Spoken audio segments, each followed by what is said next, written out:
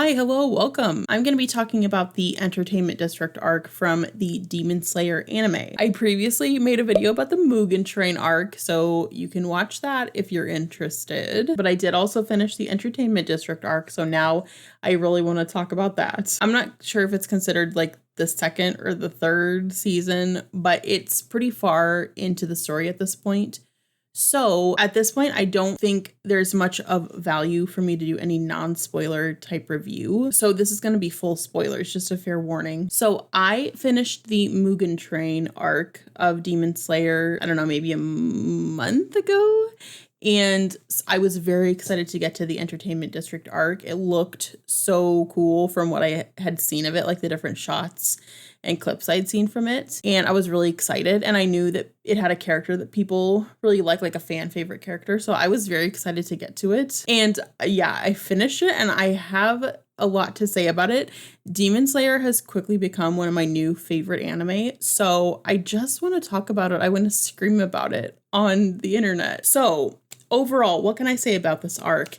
It was so great from start to finish. It was a really exciting, very good arc. I absolutely loved it. The animation in this show continues to be outstanding, especially big shout out to the ending battle in this arc. It was even more spectacular and like pulse pounding than the final battle of the Mugen Train arc. And that's kind of because it lasted a little bit longer. It was just absolutely brilliant. This whole arc was just so like explosive and really exciting, intense and dramatic. It was amazing. The musical score was yet again just wonderful, so emotional, so exciting. It just added to the entire atmosphere and really elevated everything to a new level. I really love the score in Demon Slayer. And I want to give a special shout out to the sound design of this season.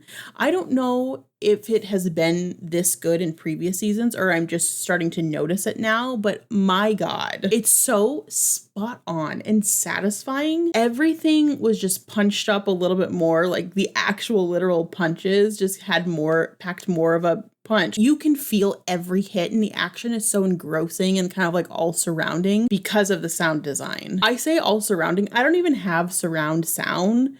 It's just coming from the front. And honestly, it felt like it was all around me just because of the sound design. That's a really important aspect, I think, of visual media that we don't really think about all that often. It's something that really helps pull you into the story and make you feel like you're there. So I just had to mention it because I noticed it this time and it was wonderful. Okay, so getting into the story, I think, first of all, there was a really strong character introduction for Tengen. Just like with Rengoku in the last arc, they each had a pretty strong character introduction. I was happy about that. You can tell right away that he's very confident, he's charming, he's powerful, and he's got a lot of tricks up his sleeve. I mean, let's be honest. Talk about big dick energy, am I right? He's also really fun too. I really liked him. And obviously, just like with Rengoku, he had been introduced beforehand because we saw all the Hashira in one of the previous arcs, but only briefly. We weren't really introduced to them enough, save a few, that we could really form any sort of feelings around, I guess, in my opinion. I don't know, maybe someone could, but I could not. So just like with the Mugen Train arc, they were really able to make me feel for this newly introduced character in this short amount of time. I love that. I love that they're able to do that. That's great writing. I like that Tengen could kind of switch between being comedic and serious. It just showed like different facets of his character. Like sometimes he was like really sarcastic and had a great comedic read on lines. And then other times he's just like completely serious and all business, which kind of shows his rank, you know, and how he got to be like high ranking in the Demon Slayer Corps. I also just love in general, this is not specifically about Tengen, but like tangentially it is. I just like that we're seeing more of the Hashira and what they're capable of. I'm guessing that kind of continues in future arcs, that we're going to see more of the Hashira.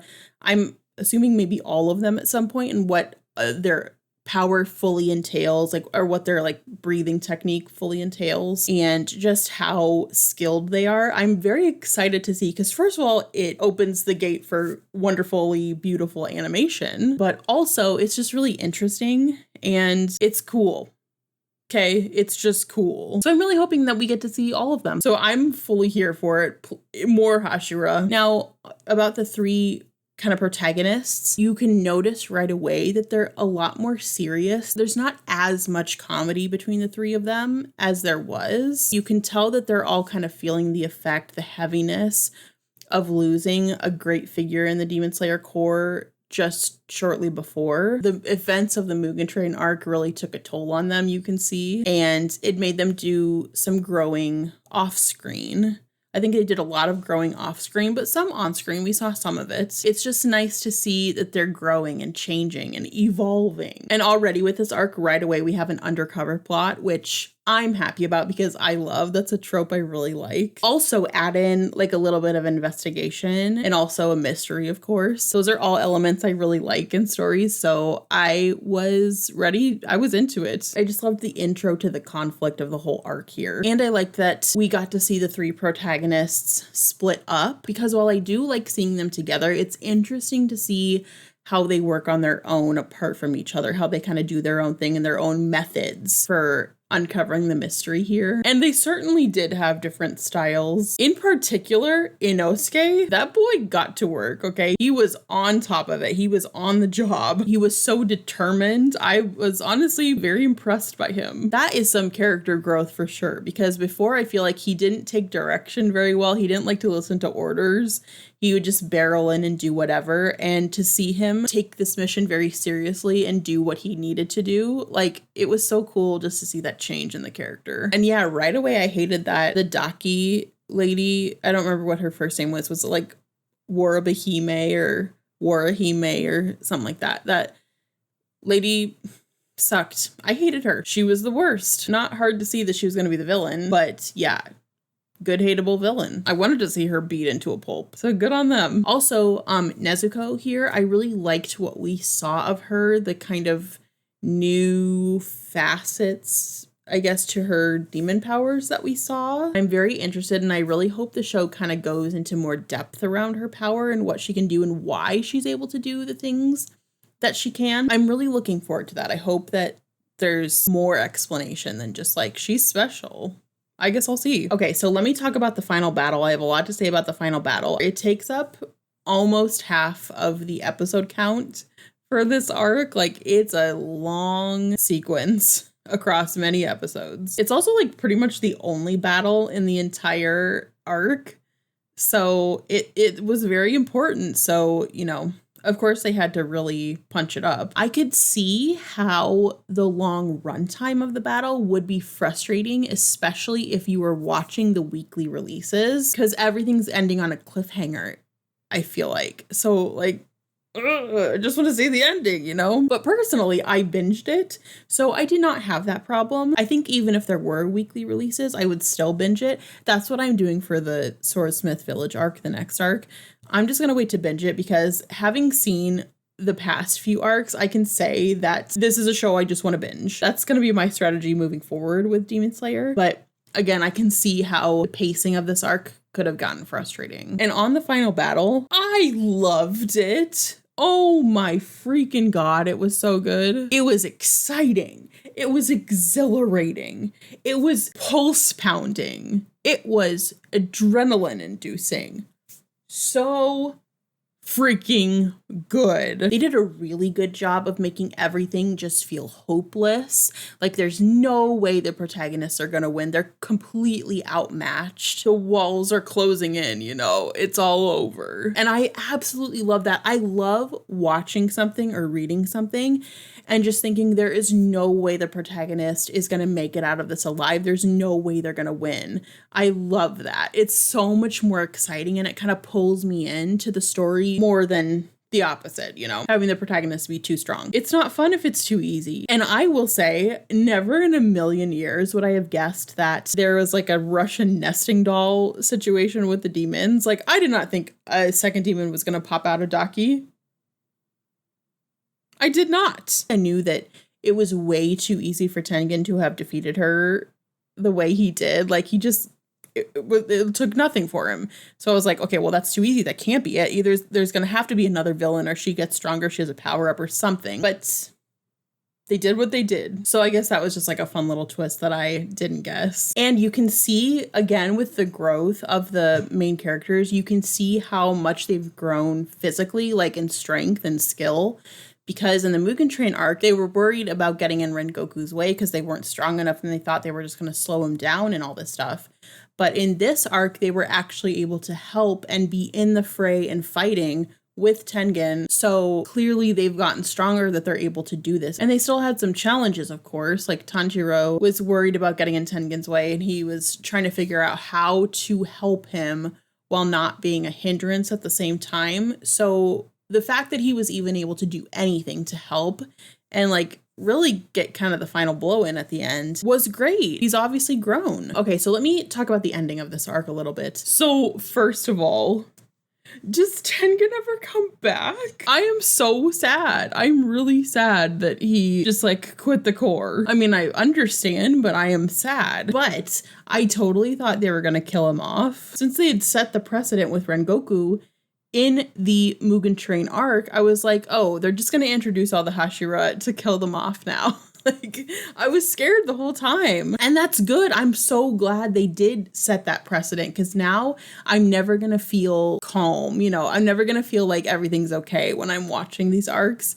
I'm always going to have this kind of fear that they're going to kill off this new person that they introduced that's so cool and I love. There's tension now, and I know that not everyone's going to survive. So it just gives me more reason to be invested and scared for the characters that I like. So all around, it's great. But, you know, of course, like I said, I was scared that Tengen was going to die. So the fact that he didn't, that all he did was just leave the Demon Slayer Corps, I'm fine with it, I guess. I'm glad to see he's still alive, but I do love him also, and I want to see more of him. I want him to stick around, so like, I'm crushed a little bit still. So I really hope this is not the end with him as far as we see in the story. I guess we'll see, but I do really love Tengen. I get why he's a fan favorite. He's very cool. I love him. So now just for some other kind of random thoughts that I have about the arc, I will say probably my one kind of criticism or complaint at all was just that I kind of wish that Tengen's wives played a bigger role in the arc. They seemed like really cool and capable and they had skills of their own. Even if they aren't necessarily demon slayers, I still think they could have helped quite a bit. So I just wish they could have done more here. And a lot of that is because I just want to see more women power in this show. Like, I know it's a shonen, so, you know, it's just kind of how the genre is. Still, I wish. But also I could see how adding them in and giving them a bigger part could kind of lead to a too many cooks in the kitchen issue.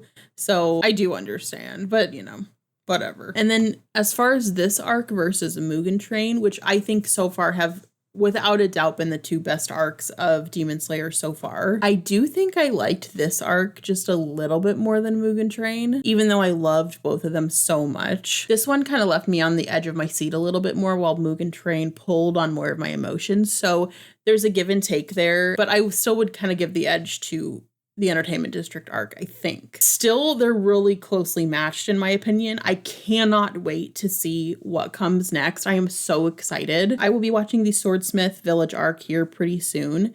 And if it's, you know, as good as these two or even better, I will definitely have more to say about it. So I'll probably be making a video about that too. So that'll be upcoming. So I think that's all I really have to say about this arc. Overall, in conclusion, it was amazing. Cannot wait to continue. I absolutely love Demon Slayer. I'm so glad I gave it a chance. I almost gave up on it like multiple times in the beginning. Yeah. That would have been bad. Anyways, if you watched or read the Entertainment District arc, I would love to know what you thought of it. Did you like it? Did you hate it? I don't know. And otherwise, that is all for me this time. Until next time, just have a really great day. Farewell.